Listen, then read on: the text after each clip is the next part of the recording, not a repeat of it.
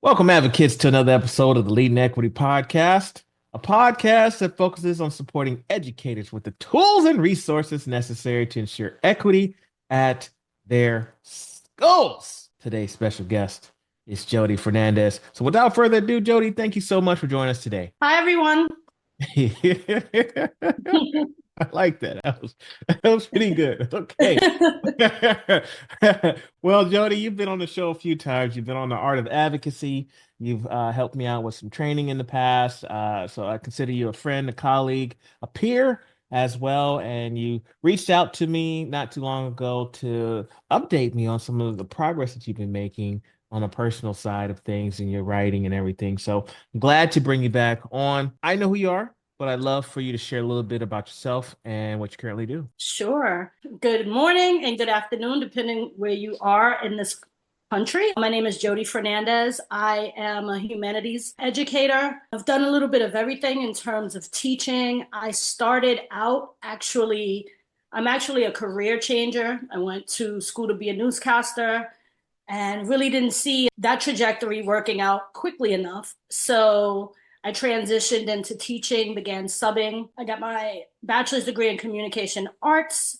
And then I went back to school and got my master's in English. I decided to become an English professor. And then I found out that adjuncts get paid very, very little. And it was hard to sustain, even like a modest lifestyle. So I began subbing in New York City public school system. And then I became a tenured English teacher, went back again and got my master's in education. And now I've been teaching really English, but I teach Intro to African American History. I teach a bunch of electives and I teach 11th and 12th grade.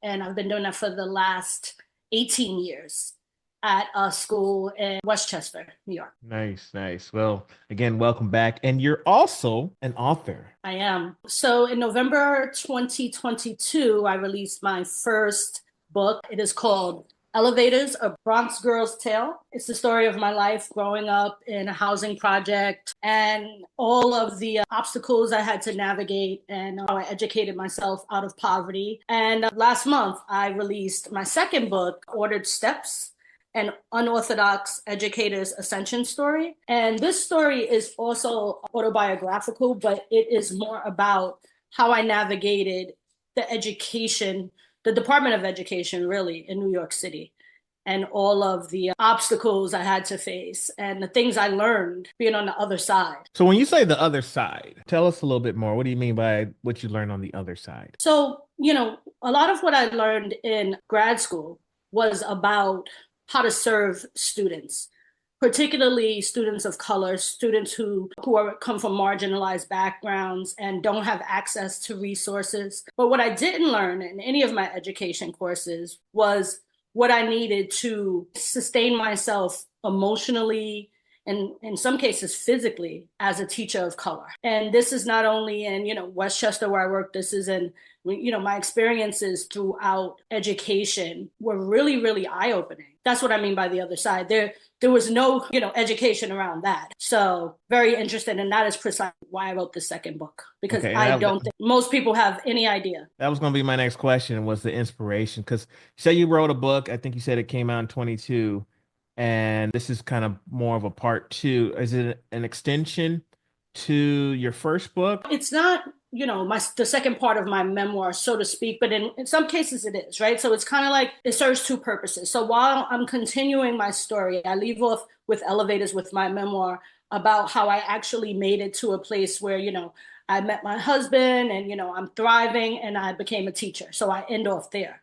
So Mhm. with Ordered Steps, I dig into the process of becoming a teacher and Okay. everything I learned. So it kind of like is a part two, but this is a very specific part two. This is all about my journey through education from really about 2002 till now. Okay. So the beauty that I like as far as your background, your experiences is like you started off as a sub and Mhm. then you transition into teaching. When you were subbing, what drew you to want to become, you know what, I want to go ahead and get certified. I want to go ahead and get my license. Like what was that moment that said, you know what, subbing is not for me, or for whatever reason, I want to do a little bit more than what I'm doing now. Okay, so Hannibal's house. That is my friend. Talk all about that. So basically, I was working at the Food Network. This is, I'm right out of undergrad, and I was so bored. I got Mhm. all my work done by like 10:15 a.m. You know what I mean? Yeah. And I just like I couldn't, sometimes I just couldn't do it. I couldn't go to work Mhm. anymore. So I had a friend tell me, you should just sub to you until you figure it out. Like you're Mhm. really, really brilliant. And I'm like, what does that have to do with teaching? You know what I mean? Because I always Yeah. thought it was glorified babysitting. So I'm like, what does that? I didn't really take it as a compliment. And, Okay. Okay. so this friend of mine, she said, well, you can make some money, per diem. At that time, I remember, I believe it was like 150 a day, which Mhm. was pretty decent for like 2002. And I was like, okay. So she was like, you should just try it until you figure out what you're going to do next. So, and all of this is in chapter one. So, I go to the DOE, and anyone knows the New York City DOE, it is like just process after process after process. It is grueling, right? So I get Okay. through that. I get certified. I get fit, which entails getting, fingerprinted. And I remember they send me to a school in the Bronx, close to where I grew up, PS 68. So I get to this class, and at first I thought, so I start off my day, oh, I'm gonna kill this. This is gonna kill it in a good way. I'm gonna kill Yeah. it. Yeah, I'm 24 or something like that. They're gonna love me. And I put together what I thought was the best outfit. And when I got into the classroom, they made me feel so insecure. I started rethinking my outfit. I started rethinking if I could even do that. I was terrified. Were they And I know roasting it you? was fourth grade. It was terrifying. Oh. I started walking really slowly. I was sweating. And then I remember I took off my jacket. I had a little cute leather jacket on, and the first thing one of the kids said, they were like, "Miss, is that real?" And so, then a barrage of questions. Where's our teacher?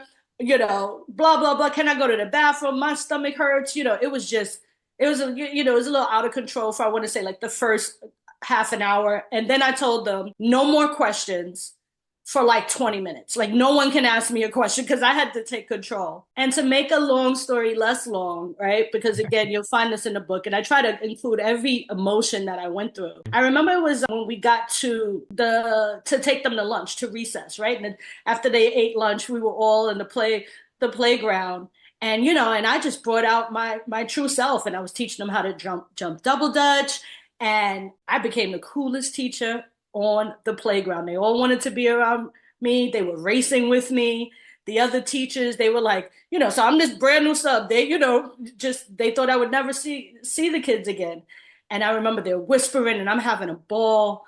We get back up to the classroom, and then we start getting into like just conversation, what they were calling, because in education they have these catchphrases, and then they live for a while, and they die. Mhm. Back then, the big catchphrase or the educational jargon word was accountable talk. I don't know if they have that around the country. So we started talking, I'm good at math. So, I put like what I thought was a difficult math problem on the board, have them. So I got into this organic teaching, and it felt great. If someone said that, I'm asking kids, I'm like, well, what can you do well? And they're like, well, I can spell anything. And so I'm like, spell facetious, because I never knew how to spell facetious. I remember we had to look things up in, Yeah. in the dictionary. I never knew it was spelled like that. Anyway, it's going really well the second half of the day. And then I have to get the kids together and bring them downstairs and wait for the buses. And I remember the moment I was so tired. I felt like, like I helped someone move or something like that. I was really exhausted. And I remember the kids were like, are you coming back tomorrow? And I said something right there, a light bulb went off, and I was like, I want to do this again. Nice. That's how teaching really found me, because it was the hardest day of work that I wanted to go back to. That's crazy. You said this is the hardest day at work Was the that you wanted to go hardest back. day. I mean, when I say hard, I'm not exact. My hair is big anyway. It was big. I was sweating. The sweat had dried, and I had new. So I mean, it was like a really, really physically taxing day. Emotionally, I was afraid of them at first. Then, like intermittently throughout the day, like I had these small wins, Mhm. and then at the end, these kids who were like little bullies at first were like, "You're not coming back?" Like, what do you mean? It was like I was hazed almost. So, So prior to and I this, was like, but I wanted to do it again. I was like, I want to yeah. feel this again. So let me ask you, prior to this experience, had you worked with kids in the past? No, not to, I mean, my brother will tell me, you've always been a teacher, but you know what I mean? I guess to Mhm. him and my other siblings, like, I guess what he means by that is that I've always had that inside of me, but I wasn't aware of it. But I was never like a babysitter for multiple children. You know what I mean? I didn't work at a summer camp. No, You but I took me. always loved school. That's what's up. You took me back to my days, like my student teaching days. I remember when I was terrified. I was young like you and walked into the classroom, and I remember getting roasted for at least the first period. Like the kids are getting on me about my shoes, they're getting on me about my clothes, just kind of like what you're saying. Yeah. And it throws you off, right? Because you don't know what you're expecting. Only thing I had to go off of was like TV, movies, things like that, lean on me, those kind of things. I knew what kind of school I Hey, was Joe going Clark. into. I knew where I was headed, right? And it had a reputation. So I was like, oh man, I'm about to go to the school. And yeah, I got roasted. And the teacher that was there, like the teacher that was supervising me, he was cracking up. But I watched how he interacted with the students, and he was roasting them right back. So I was like, oh, okay. So I can joke on them as well. Mhm, It's not like I got to just take this. Like he kept order, and he also was very playful and joked on them back. And so mhm, that's kind of what I picked up as a student teacher, and it was very helpful for me. So I kind of look at your experience kind of like a little bit of a student teacher side of things as mhm. well. What are your thoughts? Well, absolutely. And I was fortunate enough. I didn't know it. Like, Hmm. again, and I use this aphorism throughout my book because it's one of my favorites. You don't know what you don't know. Yeah. So while I was subbing, I literally was subbing to pay my portion of the rent. You know what I mean? I didn't know that I needed another step to become to become a certified teacher. I thought maybe if I subbed enough, they would just have put me on full time, like they would do in corporate America, that kind of thing, like an intern. But no, it wasn't like that. So I had subbed so much for over like a year and a half that by the time I got into an education program, which was my third degree, my student teaching was waived because I had so many Mm. classroom hours that were documented from the DOE. So I never student taught because I subbed so much. Okay. Mhm. Well, that makes sense. And lucky you, as you Yeah, didn't I have to know, do. right? Because I've had a student teacher before, and they get glorified maids sometimes. That's all they do is make the Yeah. copies, and they want to teach. Yeah. Yeah. That's a good point. Mm, I went to two school. I went to middle school and I went to high school with two different teachers that I work with and two different experiences. The first school was when I was talking about where I was getting roasted like crazy. He taught like the first hour, and I literally taught for the rest of the time that I was there. I was there for like 4 weeks or something like that. yes. And it got to the point where he wasn't even in the classroom. Like he was out there having a good time, be in the gym, playing ball, doing whatever he was doing. And I was I was running the classroom.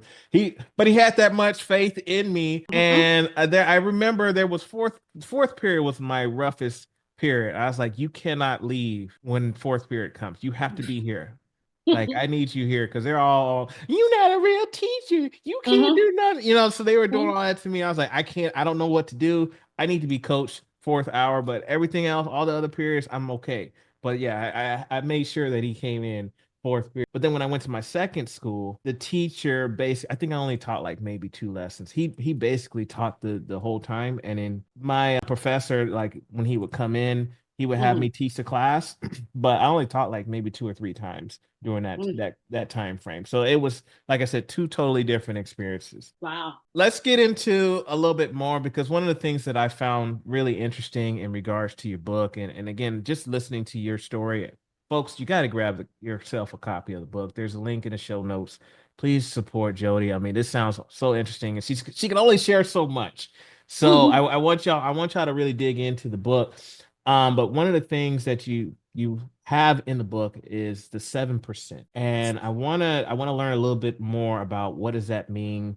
Again, share what you want to share in regards to Mhm. 7%. Okay, so One of the chapters in my books is entitled The 7%. And again, you don't know what you don't know. So I'll take you back a little bit. So growing up, I went to schools in my neighborhood. I can count the Black teachers, or I should say the non-white teachers. You know what I mean? I could even Right. count the male teachers. Out of PE, I didn't have a lot of male teachers, but definitely maybe two Black teachers throughout from K through like 8. And this was in my environment. This was in projects in the Bronx, which is one of, a high crime area, low income area. And so that perspective I knew, but I never thought about it, as I Hmm. became a teacher, right? So when I started teaching in Westchester, I went into the building and I could not believe that I did not see any Black teachers. But the students were all Black and Hispanic. And I guess it mattered a little bit more because I'm just like, wow, I just had this new lens, In the 7%, I write about the Pew Research Center's 2021 study because I really wanted to get some information on this and some real stats on this. And the truth is that for every 10 teachers, only one is Black, which places Black teachers at only 7% of the American teaching force. And that's Uh, male and female? huh? That's male and female? Male and female. Okay. That's abysmal. Let's just say that, right? Yeah. Like, first Okay. of all. Yeah. But so that's a truth, right? But so what happens? I guess what I'm writing about or what I wrote about and what I would like to talk about is, what happens when only 7% Mm. of, the teaching force is Black? All kids suffer. And that's what I talk about. Studies show and everything that, I've included has been well researched. Of course, I'm an educator, we cite everything. But most importantly, the lived experience of Black teachers where we matter so much. And one of the stats that I've included is that when a Black teacher, and of course we're talking about a highly qualified Black teacher, but Hmm. when students have the privilege, I'm going to say, of learning from a Black teacher, all students, irrespective of color, they learn better, right? And we could just think about the ways that, what we bring to teaching outside of, just the science of pedagogy. We bring experience. You know what I mean? We experience, our lived experiences are so much richer, right? We have an empathy that a lot of people who are not of color have. We kind of like, not kind of, I have to say, we always got to be about 5, 10%, maybe 50% better just to get in a room. And I believe that really speaks to our excellence, So all kids benefit when qualified Black teachers are in schools. But then I also write about all of the obstacles I had to face that Mm. I had no idea that I would be up against as one of, and I'm still one of maybe, I think we have about 70, and these are rough numbers, but 70 teachers in my school, and there's 10 Black teachers. And that includes the gym teachers, because for some reason they can always find a PE teacher. I'm just saying. But, there's no one in science. I'm the one in English, etc. So does your school offer AP? Because my next question would be how much representation are your AP honors teachers of I see you laughing. So, That's yeah. my next question. Are they all So, general ed majority, teachers, like you said, or are there are do we have those opportunities? Do you have administrators of color as well? Like I'm just curious, break it down a Mhm. little bit more. Right. So I was assigned my first AP class my second year, right? Mhm. So I came to that school in 2007. 2008, I got AP English, which is 12th graders. It seemed like they found white kids because I had never seen any white kids in the hallway. I'm serious. The class was almost entirely white or, non-Black. I remember I had one Black boy in that class, one I want to say he was from the Middle East. I forgot what country, and that was it.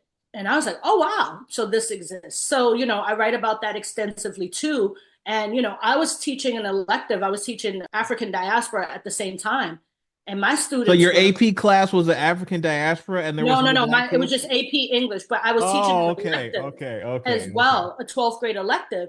And Uh-huh. those kids were brilliant. I mean, novel ideas. They took, healthy risks. They were really, really, I mean, it was amazing. And I'm like, well, they could be getting this AP exposure and maybe credit, depending on, Mm-hmm. because you got to get, I believe, a 4 on the AP Is it exam a for the four or credit. three? So maybe it's a 3. Okay. Yeah, I believe it's a 3. But they were not in that class, Mm. so that was another thing that I started to recognized. And I'm just like, so how are we doing this? Like, how are we making sure that there's equity there? I would speak to students in my African diaspora class and say, well, why aren't you in AP? I'm teaching Mhm. it, you know, and they would be like, oh, that's for the smart kids. And I'm like, smart? Um, No, no, no, no, no, honey. You are a smart kid. Like I said, that has nothing to do with it. Sadly, that is a stigma. I'm Mhm. working with a school on the East Coast. They're out in Massachusetts, and that's the thing is they offer IB classes, they offer honors and AP classes, but those are for the smart kids. And so a lot of our students, especially our students of color, are not represented in that school. And so they are in the process of trying to change that culture because not only is it the culture as far as what the students are saying, but then the teachers who are teaching these classes are only recruiting certain types of students. So it's like they're perpetuating culture as well. And so I'm glad that students are providing a voice or like amplifying their voice to try to make these changes. So just hearing what you're saying, I know it's not just relative to your school alone. Absolutely. And when you think about it, most of these AP kids are tracked. I know for a Mhm. fact. So when you go back to, the elementary school, you'll find in our district it's a little bit different because when I went to school, we had more like the courses like the accelerated courses were called SPE and where I work it's called like dual language. Like these kids are learning in English and Spanish at the Right. same time. And those are really the top tier, the high achieving. I don't want to say top tier because that's, what I mean? What does that mean? And those are the kids that usually get funneled into AP. And just from speaking with students, because that's where you want to talk about research, that's where it's at, right? Like that's the qualitative research. They're like, yeah, we've all been in the same classes ever since dual language days and like Yeah. kindergarten and first grade. So it's not really about how well the kids are performing. It's a tracking system.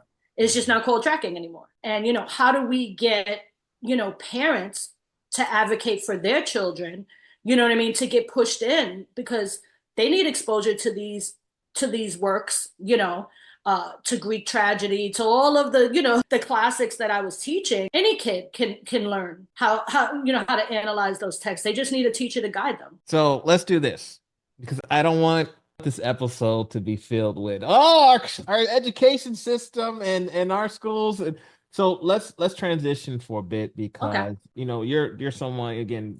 You and I, one of the things I really appreciate about you is you're an advocate. You're somebody that, this is my situation. This is what I understand. This is what I'm experiencing.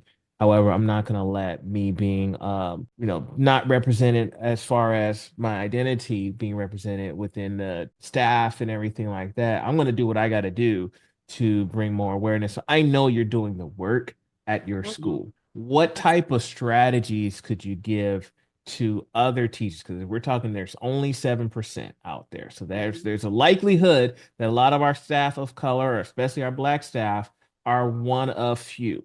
What kind of strategies could you give to them when it comes to advocating, maybe bringing awareness, any kind of change strategies that you can provide to our listeners out there? I'm thinking in a backwards kind of like design because I found most helpful is finding affinity spaces. Okay. Because yes, you can find different ways of, the teaching was never the issue. Mhm. You know what I mean? And the Black teachers in my school, you know what I mean? None of them have issues with teaching. None of them, like have flawed pedagogy. They seem to always have the best classroom management too, but that's Right. a whole other story. What I would say is that what has worked for me, because a teacher who is emotionally fed and feels safe is going to, that 7% is not going to matter. It's Mm. not going to chip away at the thing because we need to feel safe in our educational spaces in order to show up the best way. So what I started to do was I started to reach outside of my building and actively pursue affinity spaces. For example, I joined a fellowship called the Black Teacher Project in 2023. And that just changed my life because it was a whole bunch of Jodi Fernandez's Yeah. coming together and Yeah. learning how to love on each other, how to navigate these spaces, how to create, how to bring more, recruit more Black teachers, to education. So that was one thing I would say. So that's what really helped me because I felt like I found my tribe. Hmm. And Is that those a white. virtual, is that a virtual space or that's a space within your community? Oh, well, I took it virtually, but BTP it's amazing. It's through the National Equity Project. The reason why we did most of our work virtually was just because it was on the heels of COVID. I think they're going back more to a in-person. They still have a virtual element because it's 20 teachers from around the country, and there's a admission process and everything like that. So finding those spaces really, really helped me. So when I'm back in my school, I'm not operating as the one black teacher who has to figure it all out and, Mhm. has to be, so much better just to be considered on par. But in terms of like pedagogy, first of all, you got to see every student as yourself. We got to get over this thing that they're not like me. We are all human beings. As Freire says in the pedagogy of the oppressed, that it's about the mutual humanization of all really people. And that is something that is at the forefront. You got to see your students as an extension of you as a Mhm. human. And once you do that, like, how can you not want someone to do well? How can you not, give that extra? And it's not about staying at 5 o'clock all the time. It's about not lowering your expectations for Johnny because he doesn't sit still. It's about not giving up on, Kamoya because she's been absent for 4 days. She came one day, right? Right. When you got her that one day, what are you doing with her? Tell her that you miss her. Don't begrudge her. And you would be amazed, not you, but people would be amazed at what that means. And so, next week she comes twice a week because she feels safe and she feels seen. And she's not just coming because we have these laws that say, held accountable. So that's what it is because there's no shortage of, educational programs that teach you, the science of teaching and all of that. That's the easy part. Yeah. Implementation amongst real people, right? Like actual human beings. Like how I think that's the hardest part of teaching. Everything you said, like I love how you started that answer with let's take out teaching. We're not worried about the there's statistics, there's everything that says we can teach. But what I heard next was the importance of relationships. So Absolutely. that's relationships outside. Like, hey, if I feel like I'm a lone wolf at this school, tap into the community, tap into affinity spaces. And I'm a big time supporter of affinity spaces. I am someone who has like I still try to keep myself involved in different things because sometimes you just need a place to just vent or you need a place to just find like-minded ideas. Like, hey, this is the situation I'm dealing with. What are your thoughts? Mm-hmm. Sometimes there's some coaching, some mentoring I involved. Then the second part, again, to the relationships is not just having relationships with your colleagues and like-minded folks, but also developing those relationships in the classrooms as well. I know we harp on it so much, but it is a real thing. Everybody that walks into those spaces, into our classrooms, into those hallways, are human beings. They have emotions, they have feelings. And just saying, hey, I'm so glad you're here today can make such a difference to our students. Thank you for saying what you're saying. Yeah, it's true. And I appreciate you appreciating that because it's something, this is a conversation that I've had with other colleagues. I remember I used one of my favorite sayings was the pupils should surpass the master or the teacher. I don't, you're familiar with that. Yeah. And I've had colleagues look at me like, what are you crazy? And I'm like, no, they're supposed to be better than us. Like that's the whole Mhm. point. And that's when I knew I was like, ooh, like we don't share the same ideology when it comes to like the basis of like what good teaching is. We're not all on the same page. Bottom line, Yeah. bottom And line, that's real, right? That's real, but like, you know what I mean? It's not without severe consequences. I got to give a shout out to the Principal Kafele. I mean, he was on my show and he said there could have been there was probably teachers January 6th. There were probably teachers out there in our classrooms that were out there in the Capitol building. And Yeah, and when he that's for said sure. that, it hit home, and I was like, dude, That's never for thought sure. about it. So For this sure, is yeah. good. All right, so yeah, I didn't want the whole episode. I didn't want No, the whole to be episode. or an Yeah, indictment of, but I mean, it's true. Like, yeah, so we can identify the problem, but also like, what are we gonna do about it, right? Like, right. what do we? Yeah. So thank you for that. Mhm. I always enjoy this is kind of like an affinity space for you and I, I at was least for about to me. say that. Right? So I always appreciate anytime that you and I can get together and we can kind of chop it up and just have this conversation and be able to share it with those who are listening. I'd love for you to take us home with any final words of advice you want to provide to our listeners. Oh, that was too short, Dr. Eakins. But okay. um, I would say if I had, if I could only, if I only had like one sentence or, one takeaway to sum it up, take care of yourself first. And then that is the only way that you're going to be able to really show up as the best teacher. And taking care of yourself could mean finding your affinity space, going to therapy, you know what I mean? Taking that mental health day, leaving at 3 if you need to. And I guarantee you,